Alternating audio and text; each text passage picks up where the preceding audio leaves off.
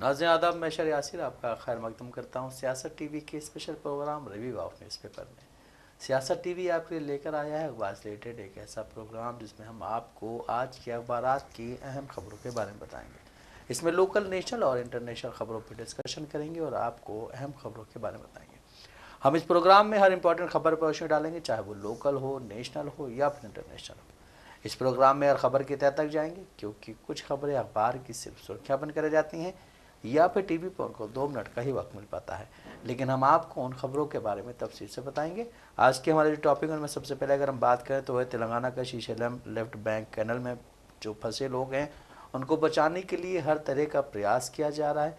वहीं दूसरी खबर दिल्ली से है कि अरविंद केजरीवाल और आतिशी की अगुवाई वाले आम आदमी पार्टी के खिलाफ जो CAG रिपोर्ट पेश हुई है उसमें कई सारे खुलासे हुए हैं। वहीं अगर हम तीसरी खबर की बात करें तो बिहार में चूँकि इस साल के आखिर तक इलेक्शंस होने हैं और उससे पहले आज वहाँ पे मंत्रिमंडल का क्या बोलते हैं एक नया विस्तार हो सकता है, जो मंत्री उनको हटाया जा सकता है। वहीं अगर चौथी खबर की बात करें तो वह है क्या बोलते हैं महाराष्ट्र से, कि महाराष्ट्र में ये बोला गया कि कहीं पे हिंदुस्तान के ख़िलाफ़ नारेबाजी चल रही थी, जिसके बाद वहाँ पे बुलडोज़र गया और घर गिरा दिया गया, जिसके बाद काफ़ी सारी चीज़ें वहाँ पे हुई हैं। इस सब चीज़ों पे बात करने के लिए हमारे साथ मौजूद है हमारे साथी शाहिद उमर। शाहिद, आपका खैर मकदम है। जी शुक्रिया। शाहिद, सबसे पहले अगर हम बात करें तो तेलंगाना में श्रीशैलम लेफ्ट बैंक कैनल हादसे में फंसे 8 मजदूरों को बचाने के लिए चल रहे ऑपरेशन का आज 5वां दिन है।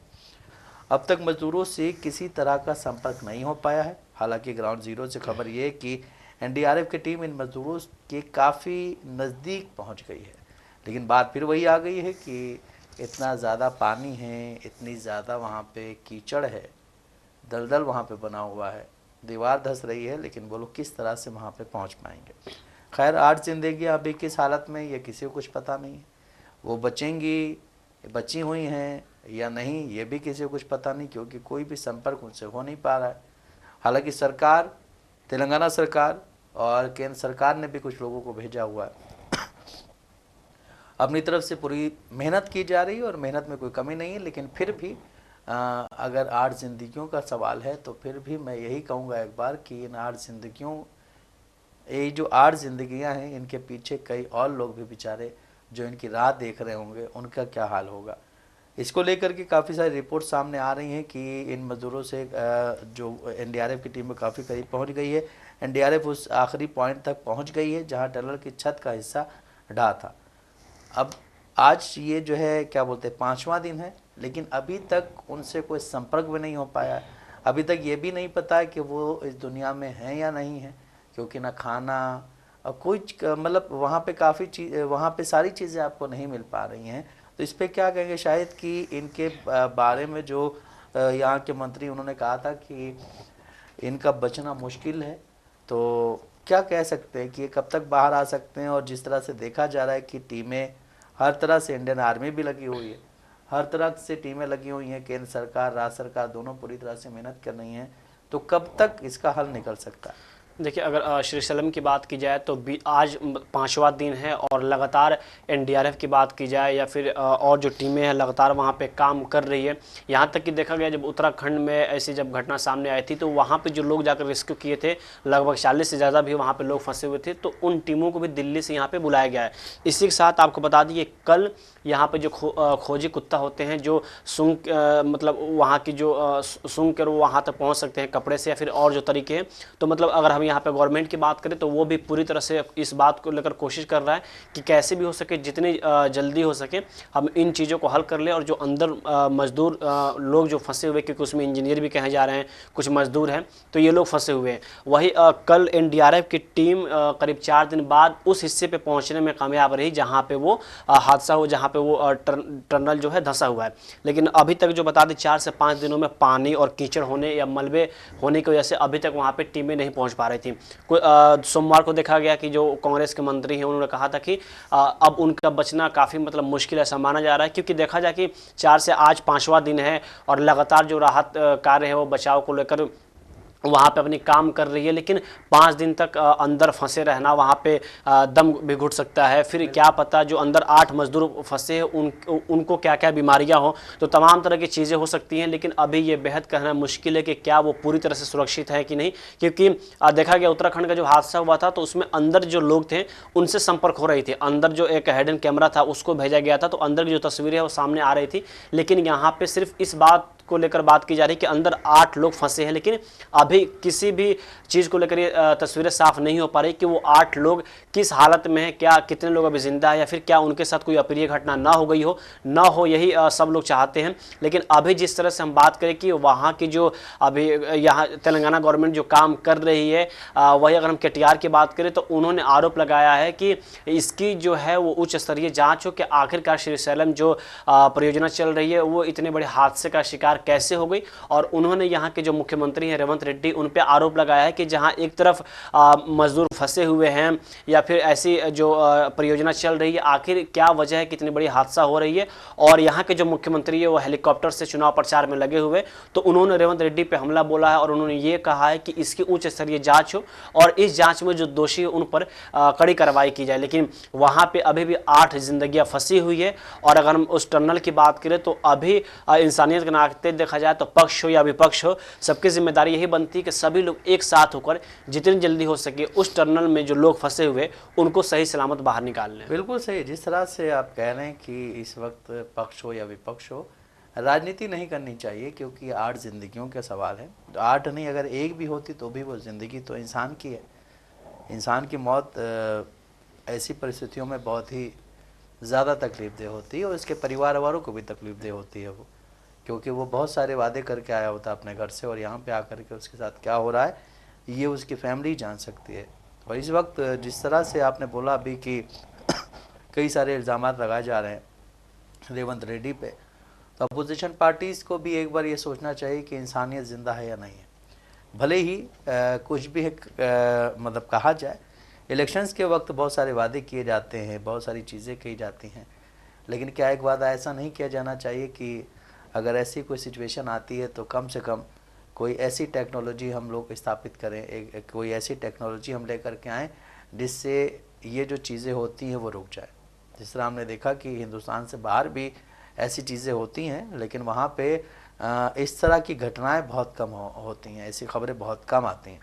लेकिन फिर भी बात की जाए वहाँ के उत्तराखंड की, तो उत्तराखंड में जिस तरह आपने बोला कि वहाँ पे जो लोग फंसे हुए थे उनको निकाल लिया गया था, उनको निकालने वाली जो टीम थी वो भी यहाँ पे रेस्क्यू ऑपरेशन में जुट चुकी है। उत्तराखंड वाले में बात ये थी कि उनके पास पहुँचने का जरिया था। आपने कैमरा पहुँचा दिया था, कैमरे के ज़रिए उनके क्या बोलते हैं जो भी चीज़ें हैं एक्टिविटीज़ वो नज़र आ रही थी। लेकिन यहाँ पे तो उनकी कोई ख़बर ही नहीं है, और जब खबर नहीं है तो फिर जिस तरह से तेलंगाना के मंत्री ने बोला था कि उनके बचने की संभावना कम है, तो शायद आज 5वां दिन है और कुछ भी नहीं कहा जा सकता है किसी के लिए। वो जो क्या बोलते हैं मौत और ज़िंदगी देने वाला कोई और ही है, और जिस तरह भी मतलब कहा जाए वो एक अलग चीज़ होती है, हम लोग कुछ भी कह लें। तो वहीं अगर हम बात करें दिल्ली की, तो दिल्ली में बीजेपी की सरकार बन गई है। बीजेपी ने अपने सरकार बनने के बाद या उससे पहले भी एक बात कही थी कि हम पहले जो क्या बोलते हैं हमारी असेंबली चलेगी उसमें हम CAG की रिपोर्ट पेश करेंगे। खैर उससे पहले बहुत सारी चीज़ें चेंज हुई।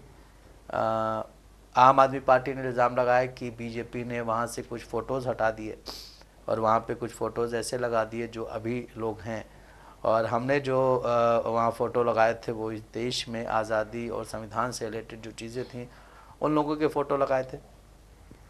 इस पे काफ़ी बहस चली। इस पे कल जो है 15 लोगों को बाहर भी कर दिया गया जो लोग वहाँ पे हंगामा कर रहे थे। दैन फिर वहाँ पे CAG रिपोर्ट पेश की गई और रिपोर्ट में कहा गया है कि 2000 करोड़ रुपए का नुकसान हुआ है। इसी मामले में दिल्ली के पूर्व मुख्यमंत्री अरविंद केजरीवाल, डिप्टी CM मनीष सिसोदिया, राज्यसभा सांसद संजय सिंह तिहाड़ जेल भी जा चुके हैं। लेकिन क्या अब ये एक सवाल ये भी खड़ा होता है कि क्या अब जो ये रिपोर्ट पेश हुई है इसमें फिर वो लोग जेल जा सकते हैं क्या? क्योंकि जिस तरह से बोला जाए तो आम आदमी पार्टी ने एक बहुत ही बड़ा बयान दिया था कि हम तो 50 साल तक राज करने वाले लोग हैं, हमें कोई 50 साल तक नहीं हरा सकता है। और उसके 6 महीने के बाद ही आप हार जाते हैं। जिस तरह से एक आपने वो कर दिया था कि आपने उन चीज़ों पे काम किया जो वाकई ज़रूरी है, चाहे वो हेल्थ हो, एजुकेशन हो, और महिलाओं के लिए सफ़र फ्री हो, ये सारी चीज़ें भी ज़रूरी हैं। लेकिन एक तरफ देखा जाए तो जो सामाजिक सौहार्द है, जिस तरह से हम बात करते हैं कि अभी दिल्ली दंगों को 5 साल पूरे हुए, उसमें बहुत सारी चीज़ें ऐसी थीं जो कि दिल्ली सरकार के हाथ में थी लेकिन वो नहीं कर पाए। उसके लिए भी उन्होंने दोष दिया केंद्र सरकार को।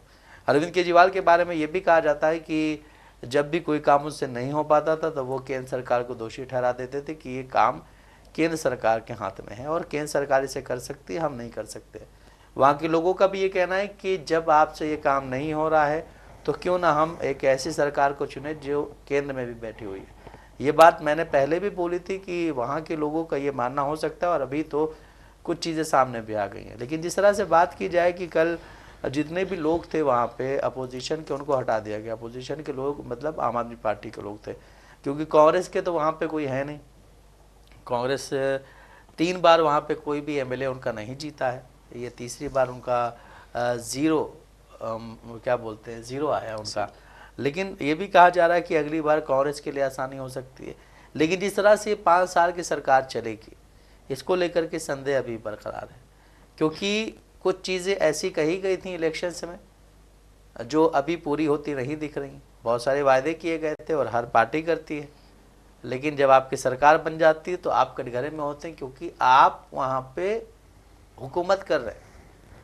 अभी कांग्रेस पार्टी ने क्या वादा किया था और आम आदमी पार्टी ने क्या वादा किया था, ये सब अलग है।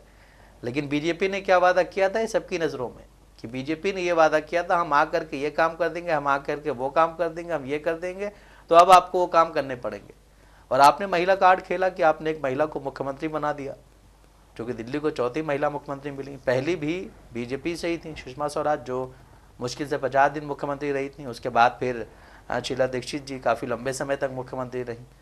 फिर केजरीवाल ने जब इस्तीफ़ा दिया तो ये भी कहा जा रहा था कि ये उनके लिए एक बहुत ही टर्निंग पॉइंट होगा कि आम आदमी पार्टी दोबारा सत्ता में आएगी।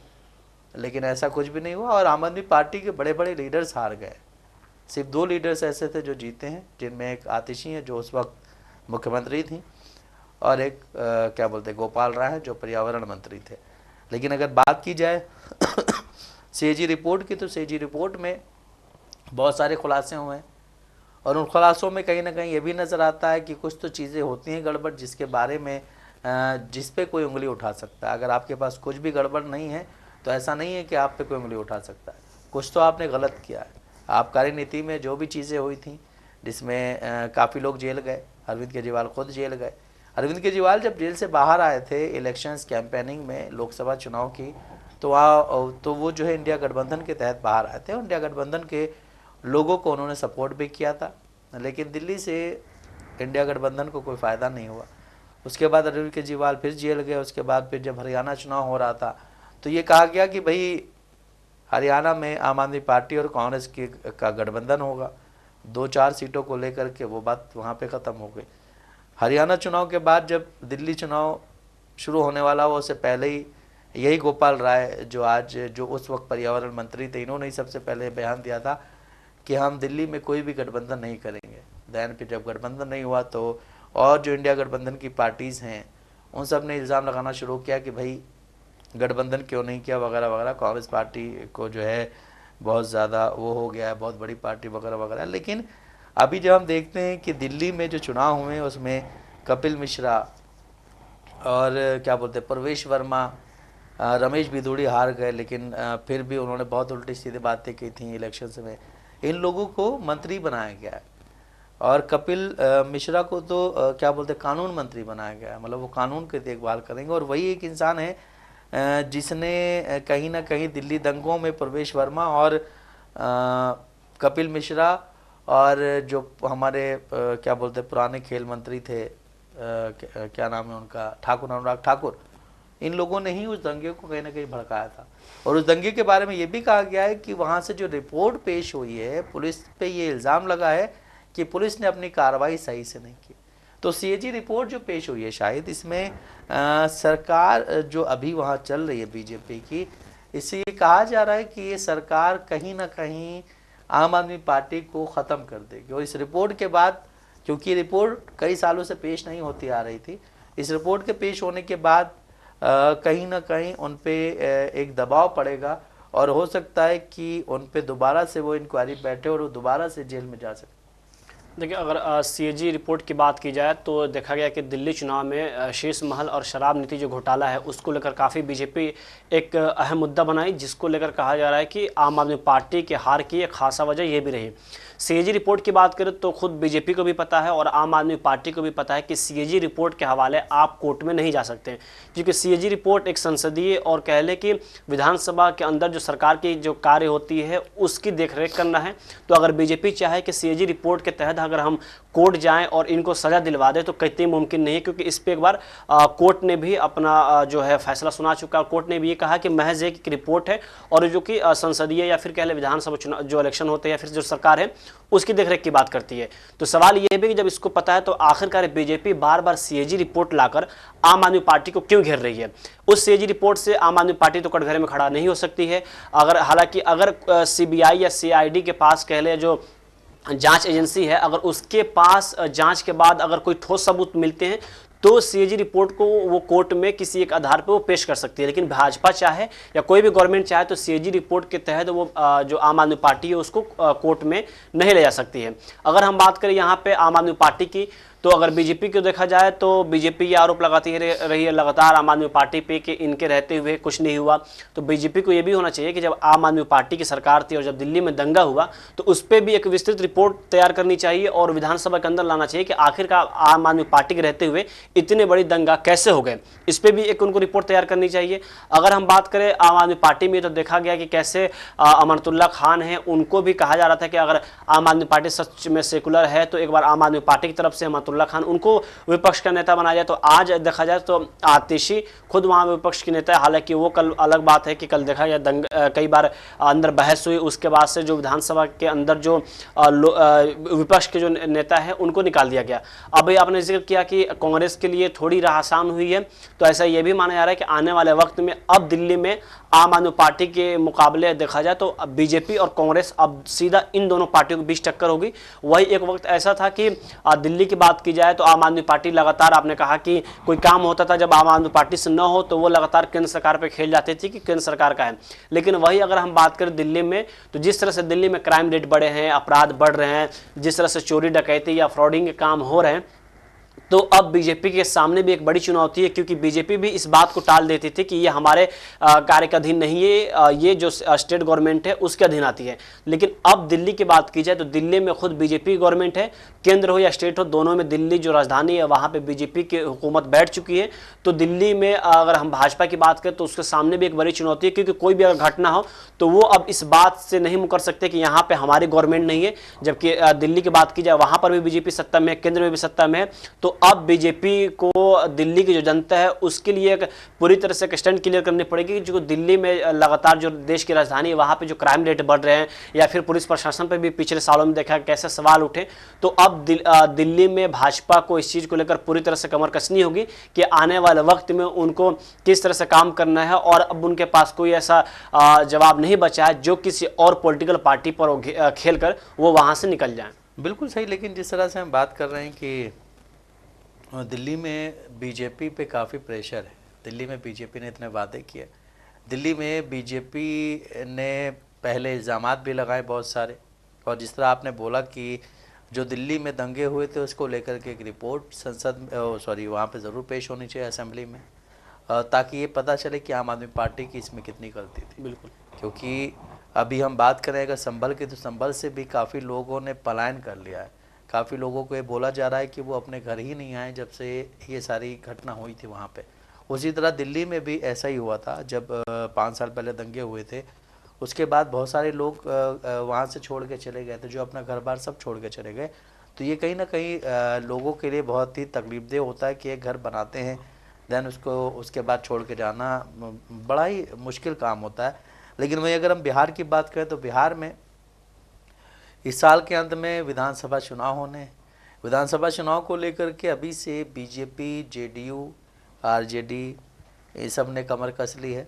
कांग्रेस भी कहीं ना कहीं काम कर ही रही है इंटरनली, लेकिन वो नज़र कम आ रहा है। खैर, बात की जाए तो मौजूदा समय में बिहार सरकार में कुल 30 मंत्री हैं, जिसमें मुख्यमंत्री नीतीश कुमार और 2 डिप्टी सीएम शामिल हैं।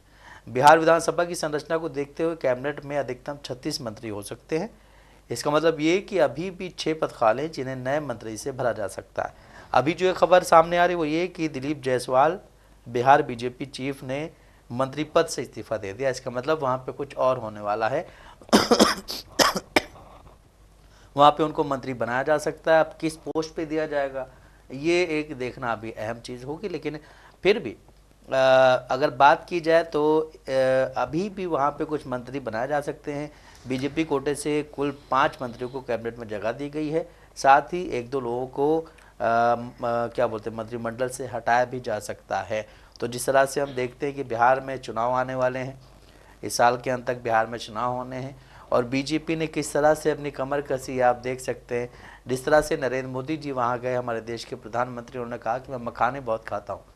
तो मखाने को लेकर के जो एक वो चला था कि बिहार में एक ऐसी जगह है जहाँ पे मखाने बहुत ज़्यादा होते हैं, और उसमें जब अभी सरकार बनी है तो मखाने के लिए बजट भी दिया गया था, और एक क्या बोलते हैं आयोग भी एक बिठाया गया था उसके लिए कि इसकी जो है सही से देखभाल होनी चाहिए, इसमें लॉस नहीं होना चाहिए। लेकिन अब जब देश के प्रधानमंत्री भी मखाने खाते तो जाहिर है कि मखानों पे जो टैक्स होगा वो भी कम होगा और मखानों की बिक्री भी बढ़ेगी, क्योंकि देश के प्रधानमंत्री जी मखाना खाते हैं। ये सारी चीज़ें चल रही, लेकिन इस बीच एक रिपोर्ट सामने आई है जो आपको पढ़ के बताऊँगा कि उस रिपोर्ट में कहा गया है कि शेयर बाज़ार में 5 लाख करोड़ रुपए सुहा हो गए, लेकिन निर्मला ताई इसे रुपए का सुहा नहीं परवाह बता रही हैं। वहीं दूसरी ये कि विदेशी निवेश 1 लाख करोड़ रुपए निकाल लेंगे, लेकिन जो हमारी देश की वित्त मंत्री हैं इसे निवेशकों का निकालना नहीं, उनकी सुखद घर वापसी बता रही हैं। वहीं एसआईपी खातों की रिकॉर्ड तोड़ 61 लाख की बंदी हुई है, मगर सरकार कह रही है जनता अब आत्मनिर्भर हो रही है। सेंसेक्स 11 महीने से न्यूनतम स्तर पर पहुंच गया है, लेकिन मीडिया को मतलब जो हमारे देश का जो दरबारी मीडिया है वो आपको अभी तक सिर्फ स्टार्टअप के बारे में बता रहा है कि मोदी जी ने वहाँ पे स्टार्टअप किया, मोदी जी ने ये किया और कुंभ में इतना सब हो रहा है, लेकिन इन चीज़ों के बारे में कहीं नहीं बताया जा रहा। बढ़ती महंगाई, बेरोजगारी और बाजार की गिरावट के बीच देश के प्रधानमंत्री नए सपनों की पर्ची बांट रहे हैं, और ये सपनों की पर्चियाँ जो बांटी जा रही हैं ये अभी पिछले संडे को ये एक ऐसा बाबा है जिसके पास मोदी जी गए थे, जिसके हॉस्पिटल का उन्होंने उद्घाटन किया था, और ये वही बाबा है जो देश में ये कहता है कि देश में क्या बोलते हैं देश हिंदू राष्ट्र बनेगा। वहीं अगर कोई सिख बोलता है कि इसको खालिस्तानी वाला दे दिया जाता है, कोई अगर मुसलमान बोल देता है तो उसके घर पे बुलडोज़र चल जाता है। लेकिन आप देख सकते हैं कि कुछ ऐसे बाबाओं को बिहार किया हुआ बीजेपी ने जो इस तरह की बात करते रहते हैं। वही अगर और बात करें तो अर्थव्यवस्था की हालत सुधारने के लिए अब बात वही आ गई कि धीरेन्द्र शास्त्री से नरेंद्र मोदी जी पर्ची लेकर के आ गए हैं, और अब शायद देश के लिए कुछ भला हो सकता है या बीजेपी के लिए भला हो सकता है कि जब देश में इतनी सारी चीज़ें चल रही हैं, देश में सिर्फ चुनाव के वक्त ही जहाँ जहाँ चुनाव होता है वहीं वहीं मोदी जी जाते हैं। जिस तरह अभी हमने देखा कि बिहार में गए थे, और बिहार में उनके अब दौरे शुरू हो जाएंगे क्योंकि 6-7 महीने के बाद वहाँ पे इलेक्शंस होने हैं। और जिस तरह से बात की जा रही है कि आरजेडी पूरी तरह से तैयार है, आरजेडी कहीं ना कहीं तैयार है, लेकिन अभी भी जो कल एक वीडियो वायरल हुआ है क्या बोलते हैं बीजेपी का, कि जिसमें ये कहा जा रहा है कि वहाँ के तेजस्वी यादव पे कुछ भी नहीं बोलना है, लालू यादव पे बोलना है, जो कि बिहार के डिप्टी सीएम वहाँ पे क्या बोलते हैं इनका नाम है सम्राट चौधरी, वो बैठे हुए हैं, और गिरिराज सिंह जो हाथ जोड़ के बैठे हुए हैं। आप देख सकते हैं उस वीडियो में, अगर वो वीडियो पे मिल जाए आपको, तो गिरिराज सिंह हाथ जोड़ के बैठे हुए। हालांकि गिरिराज सिंह जो है सीनियर लीडर हैं, लेकिन उन्होंने अपनी छवि ऐसी बनाई है हमेशा हिंदू मुसलमान बोल के कि अब उनको बीजेपी भी सीरियसली ले नहीं रही है, क्योंकि उनकी जो क्या बोलते हैं उनका कहना जो होता है, उनकी जो भाषा है, उस हिसाब से कहीं ना कहीं जेडीयू के साथ अगर रहेंगे तो आप इस तरह की चीज़ों को नहीं कर सकते। देखिए बिहार की बात की जाए तो बिहार की जो राजनीति काफ़ी पेचीदा है, और ऐसे नहीं कहा जाता कि बिहार में बहार है क्योंकि नीतीश कुमार है। क्योंकि नीतीश कुमार के बगैर बिहार की सियासत शायद किसी अकेले पार्टी को करना काफ़ी मुश्किल है। और सुबह से ऐसी खबर मानी जा रही थी कि बीजेपी और जो जेडीयू है उसकी बैठक होने वाली है। आपको बता दें कि आज शाम 4 बजे नीतीश कुमार कैबिनेट की एक विस्तार बैठक करेंगे और उसमें यह कहा जा रहा है कि जो 30 मंत्री हैं उसको जो मंत्री है वो और बढ़ाकर 36 मंत्री बनाए जाएंगे, क्योंकि वहाँ के खुद जो उप मुख्यमंत्री हैं सम्राट चौधरी, उनके पास 2 से 3 विभाग है। फिर उसके बाद अगर हम बात करें दिलीप जायसवाल, तो उनके पास भी विभाग था, लेकिन अभी खबर यह है कि उन्होंने जो बीजेपी प्रदेश अध्यक्ष हैं उस पद से इस्तीफा दे दिया है। आपको एक और चीज बता दें कि जो बीजेपी का संविधान है उसके तहत यह कहा जाता है कि एक नेता एक ही पद ले सकता है, लेकिन अभी हम देखें जो वहां के उप मुख्यमंत्री हैं सम्राट चौधरी, जब उनके पास ऑलरेडी 2 से 3 विभाग थे, फिर अगर हम दिलीप जायसवाल की बात करें उनके पास भी 1 से 2 विभाग थे, तो आखिर अब जो मंत्री पद है उससे इस्तीफा देना क्या। तो आप समझ सकते हैं कि ये पूरी जो रणनीति है चुनाव को लेकर की जा रही है, वही कहा जा रहा है कि आज शाम 4 बजे बैठक होगी। आपको बता दें कि अभी जो दिल्ली के मुख्यमंत्री बनाई गई है माफ कीजिएगा रेखा गुप्ता, तो इसके पहले भी बिहार में बीजेपी ने उप मुख्यमंत्री रेणु देवी को बनाया हुआ था, लेकिन वहां पे बीजेपी की पूरी गवर्नमेंट नहीं चल पाई। बाद में नीतीश कुमार ने बीजेपी से साथ छोड़कर दामन छोड़ाकर महागठबंधन में शामिल हुए, वहां पर उन्होंने सरकार बनाई। तो इसके पहले भी बीजेपी जो है वो महिलाओं को लेकर कार्ड खेल चुकी है। बिहार में उन्होंने डिप्टी सीएम दे रखा है, लेकिन अभी जिस तरह से आज शाम में बैठक होनी है और अब जो मंत्री 2-2, 3-3 पद लिए हुए हैं, अब वो अपनी पद को छोड़कर वो जो मंत्री विस्तार होगा उसमें और लोगों को बनाए जाएंगे। इसमें खास बात ये भी सामने आ रही है, कहा जा रहा है कि इसमें जो जाति समीकरण है उसको बीजेपी एक अच्छे मतलब रणनीति के साथ तैयार की है और जाति को देखते हुए वो शायद मंत्री पद का जो है वो विस्तार करेगी और आने वाले आगामी जो विधानसभा चुनाव है उसको लेकर ये सारी रणनीति तैयार की जाएगी। तो आप समझ सकते हैं कि बिहार में जो नीतीश कुमार है या फिर जो भाजपा है वो पूरी तरह से कमर कस ली है और आने वाले वक्त में जो चुनाव है उसको लेकर अभी से मंत्री पद को लेकर सारे विस्तार हो रही है। लेकिन आने वाले वक्त में देखने वाली बात होगी कि अभी जिस तरह से बीजेपी सुगबुगाहट की हुई है और जो मंत्री पद का जो विस्तार कर रही है, आने वाले वक्त में उसको वो कितना फायदा देता है। बिल्कुल सही। जिस तरह से बिहार में इस साल के अंत में चुनाव होने, उसी के साथ बिहार में नए मंत्री मंडल का विस्तार, यानी इस वक्त यही चीज़ सामने आती है कि आप हर क्षेत्र को, हर वर्ग को जोड़ेंगे, क्योंकि आगे कुछ समय में इलेक्शंस होने और इलेक्शंस के लिए बीजेपी कुछ भी कर सकती है। तो नाज़रीन, जैसा कि आपने देखा, हमने आपको न्यूज़पेपर्स के ज़रिए अहम खबरों से रूबरू कराया। ऐसी ज़रूरी खबरों से रूबरू होने के लिए हमारे साथ इस प्रोग्राम से जुड़े रहें और अगर आपकी इस प्रोग्राम से रिलेटेड कोई भी राय है तो हमें कमेंट बॉक्स में ज़रूर लिखें। इसी के साथ हमारा प्रोग्राम यहीं ख़त्म होता है। मुझे और मेरे साथी शाहिद उमैर को दें इजाज़त। आप बने रहें सियासत टीवी के साथ।